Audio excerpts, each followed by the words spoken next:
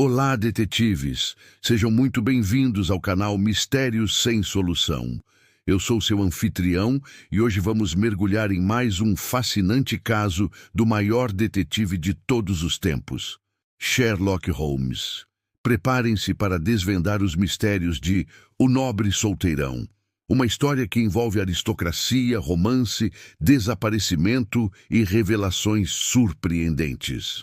Peguem suas lupas, ajustem seus chapéus de detetive e vamos começar essa investigação. O Nobre Solteirão, The Adventure of the Noble Bachelor, é um dos contos mais encantadores e intrigantes criados por Sir Arthur Conan Doyle, protagonizado pelo incomparável Sherlock Holmes e seu fiel companheiro Dr. John Watson. Publicado originalmente em abril de 1892 na revista The Strand Magazine e posteriormente incluído na coletânea As Aventuras de Sherlock Holmes, este conto representa perfeitamente o estilo característico de Doyle, um mistério aparentemente insolúvel que Holmes desvenda através de pura lógica dedutiva e observação meticulosa. A história se passa na Londres vitoriana do final do século XIX, uma época marcada por rígidas convenções sociais, pela ascensão de novos ricos americanos e pelo contraste entre a velha aristocracia europeia e o dinamismo do Novo Mundo.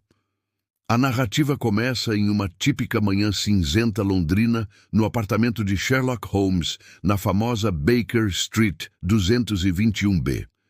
Holmes e Watson estão discutindo alguns casos antigos quando recebem a visita inesperada de Lord Robert Walsingham de Vere St. Simon, segundo filho do Duque de Balmoral, um dos mais antigos e respeitáveis títulos da nobreza britânica. Lord St. Simon apresenta-se visivelmente perturbado, embora tentando manter a compostura típica de sua classe social. Ele está enfrentando uma situação absolutamente embaraçosa e inexplicável. Sua noiva desapareceu misteriosamente no próprio dia do casamento durante a recepção, deixando-o completamente perplexo e exposto ao ridículo da sociedade londrina. Holmes, sempre metódico, começa a interrogar o nobre sobre todos os detalhes relevantes. Lord St. Simon explica que conhecera a senhorita Hattie Doran alguns meses antes, durante uma temporada que passou em São Francisco, na Califórnia. Hattie era filha de Aloysius Doran, um magnata americano que fizera fortuna nas minas de ouro da costa oeste. Embora não possuísse título de nobreza, a família Doran era extremamente rica, e Hattie havia recebido uma educação refinada. O relacionamento entre o aristocrata britânico empobrecido e a herdeira americana rica era bastante comum naquela época, uma união que combinava título e prestígio social de um lado com riqueza substancial do outro. Após um breve, mas intenso cortejo, Hattie aceitou o pedido de casamento de Lord St. Simon e o casal cruzou o Atlântico para realizar a cerimônia em Londres, como convinha à posição do noivo. O casamento foi realizado na Igreja de São Jorge, em Hanover Square, uma das igrejas mais prestigiadas de Londres, frequentada pela alta sociedade. A cerimônia contou com a presença de membros da aristocracia e foi conduzida com toda a pompa e circunstância apropriadas. No entanto, durante o serviço religioso, alguns incidentes estranhos ocorreram, embora poucos lhes dessem importância no momento. Quando o ministro fazia a tradicional pergunta sobre impedimentos ao matrimônio, Hattie deixou cair seu buquê de flores. Um cavalheiro sentado nos primeiros bancos da igreja apressou-se a recolhê-lo e devolvê-lo à noiva.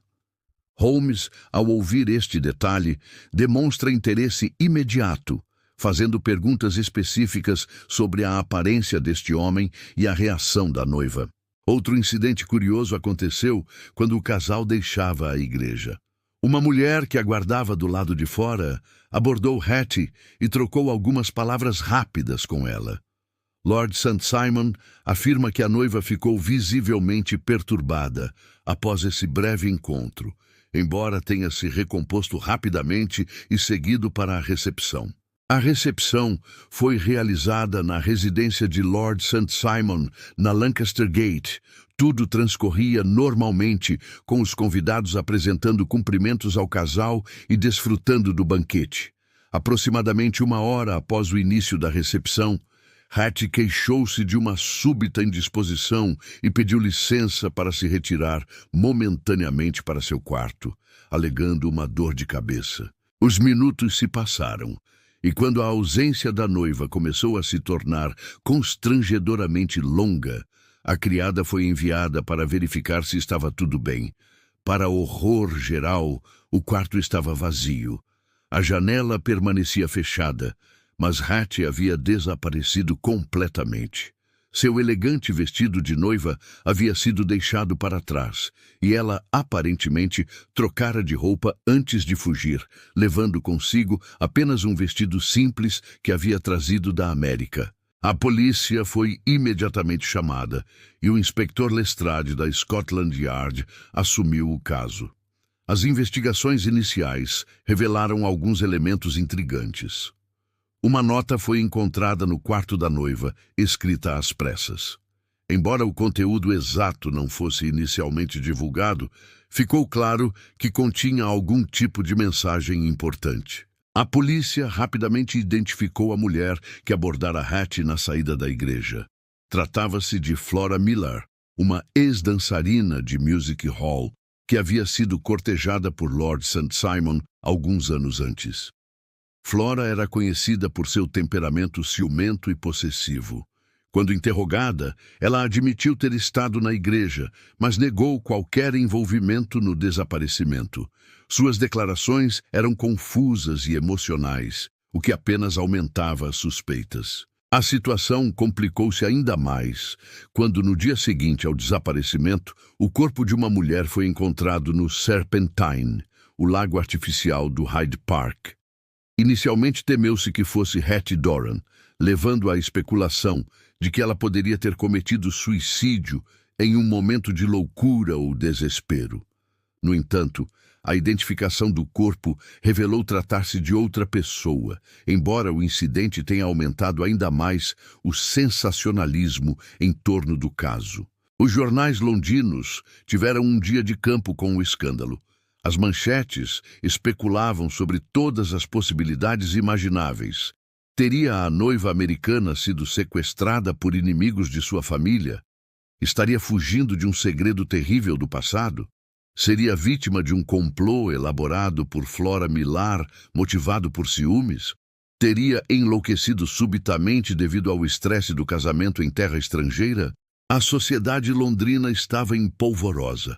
O desaparecimento de uma noiva no próprio dia do casamento, especialmente envolvendo um membro da alta aristocracia, era um escândalo sem precedentes. Lord St. Simon, embora tentando manter a dignidade, estava profundamente mortificado e ansioso para resolver a situação o mais rapidamente possível. Enquanto a polícia seguia pistas convencionais e a imprensa publicava teorias cada vez mais dramáticas, Sherlock Holmes adotou sua característica abordagem analítica e racional. Ele observou que todos estavam focando em explicações extraordinárias e negligenciando as evidências simples e diretas disponíveis. Holmes prestou atenção especial a alguns detalhes que outros consideraram insignificantes. A reação emocional de Hattie ao deixar cair o buquê, sua perturbação após o encontro com a mulher na igreja e o fato de que ela deliberadamente trocou de roupa antes de partir, sugerindo uma ação planejada e não um impulso súbito de loucura ou desespero. Através de seus próprios métodos investigativos, que incluíam uma vasta rede de informantes nas ruas de Londres, análise meticulosa de jornais e registros públicos e sua incomparável capacidade de dedução lógica, Holmes começou a montar um quadro muito diferente do que a polícia imaginava. Holmes descobriu que o cavalheiro que recolhera o buquê na igreja não era um convidado casual, mas alguém com conexão direta com a noiva. Sua investigação revelou que este homem era Frank Moulton, um mineiro americano que havia viajado de São Francisco para Londres pouco antes do casamento. A história que emergiu era ao mesmo tempo trágica e compreensível. Anos antes, quando ainda viviam na Califórnia durante o auge da Corrida do Ouro, Hattie Doran e Frank Moulton haviam se conhecido e se apaixonado. Eles se casaram em uma cerimônia simples, como era comum entre os pioneiros da fronteira americana, onde formalidades legais eram menos rígidas que na Europa estabelecida. Pouco tempo após o casamento, Frank partiu para trabalhar em uma mina remota na região montanhosa. Ocorreu um terrível acidente, um desabamento na mina que sepultou vários trabalhadores. Frank foi dado como morto, e embora seu corpo nunca tivesse sido recuperado, todos assumiram que ele havia perecido no desastre. Hattie, devastada, eventualmente aceitou que era viúva. O que ninguém sabia era que Frank Moulton havia sobrevivido ao acidente. Ferido e desorientado, ele acabou sendo resgatado por nativos americanos que viviam na região. Passou meses se recuperando em um acampamento isolado, sem meios de comunicação com o mundo exterior.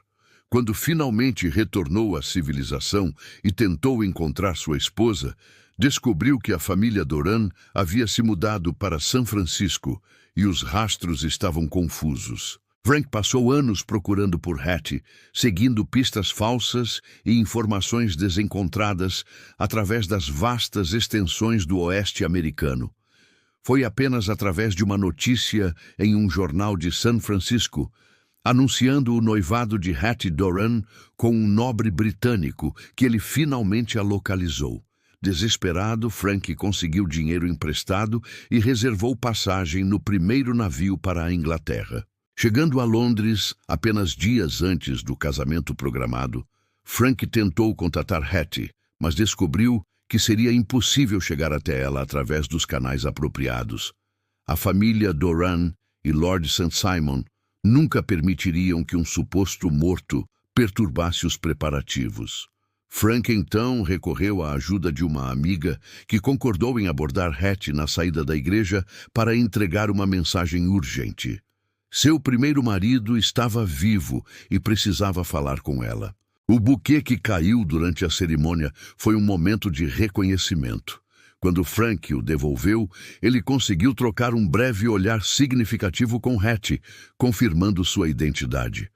Após a cerimônia, Frank deixou uma nota no quarto onde Hattie se trocaria, explicando toda a situação e implorando que ela se encontrasse com ele em um hotel próximo antes de consumar o segundo casamento. Hattie enfrentou um dilema moral e legal angustiante.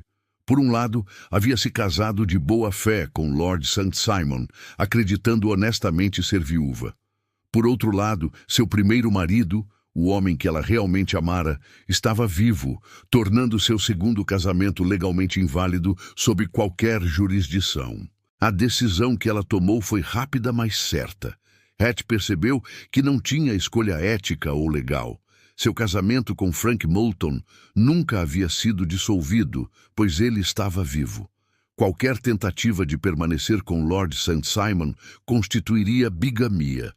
Além disso, ficou claro para ela que, apesar do conforto e prestígio que o casamento com o aristocrata oferecia, seu coração pertencia a Frank. Sherlock Holmes, tendo reunido todas as peças do quebra-cabeça, orquestrou um encontro em suas próprias instalações na Baker Street. Ele convidou Lord St. Simon para comparecer, prometendo-lhe a solução do mistério.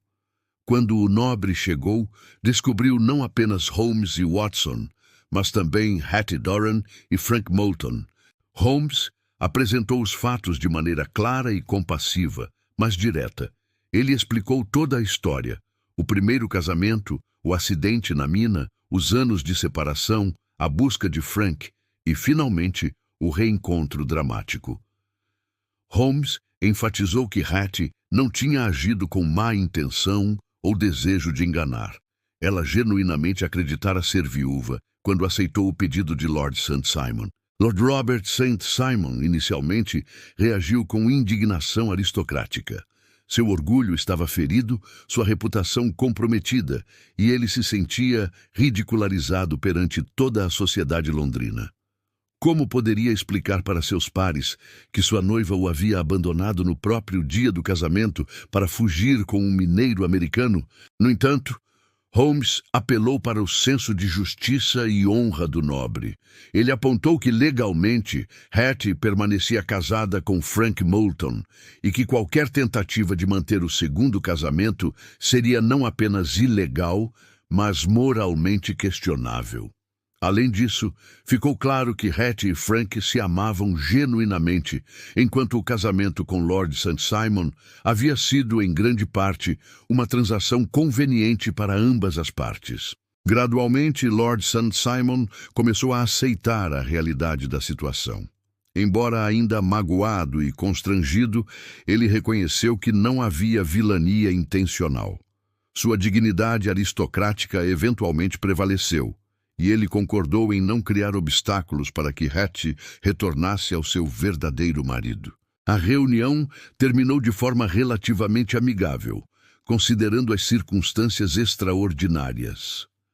Frank e Hattie Moulton agradeceram a Holmes por sua discrição e habilidade em resolver a situação de maneira que minimizasse o escândalo. Eles planejavam retornar imediatamente aos Estados Unidos, onde poderiam reconstruir suas vidas longe dos holofotes da sociedade londrina.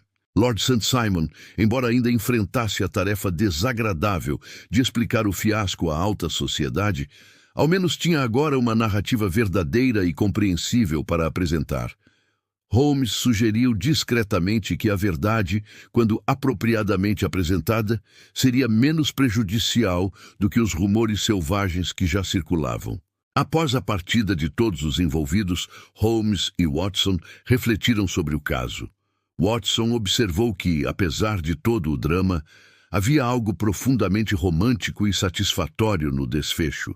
O verdadeiro amor havia prevalecido e a justiça fora servida, mesmo que de maneira inconveniente. Holmes, sempre o pragmático, notou que o caso ilustrava perfeitamente como explicações simples e humanas frequentemente superam teorias elaboradas e dramáticas.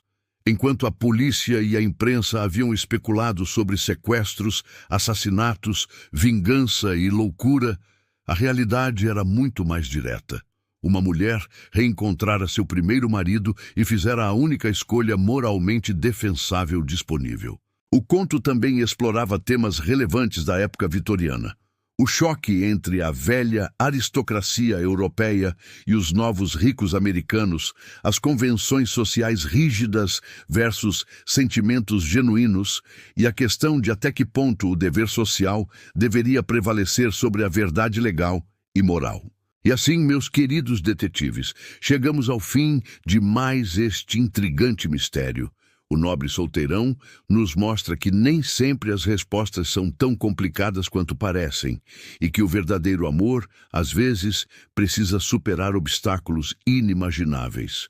Se você gostou deste resumo, não se esqueça de deixar aquele like maroto, se inscrever no canal Mistérios Sem Solução e ativar o sininho para não perder nenhum caso incrível que ainda vamos desvendar juntos. E agora eu quero saber de você. Qual história de Sherlock Holmes você gostaria de ver aqui no canal? Ou tem algum outro mistério literário que te fascina? Deixe sua sugestão nos comentários. Até a próxima investigação, detetives. Tentar novamente o Claude pode cometer erros. Confira sempre as respostas.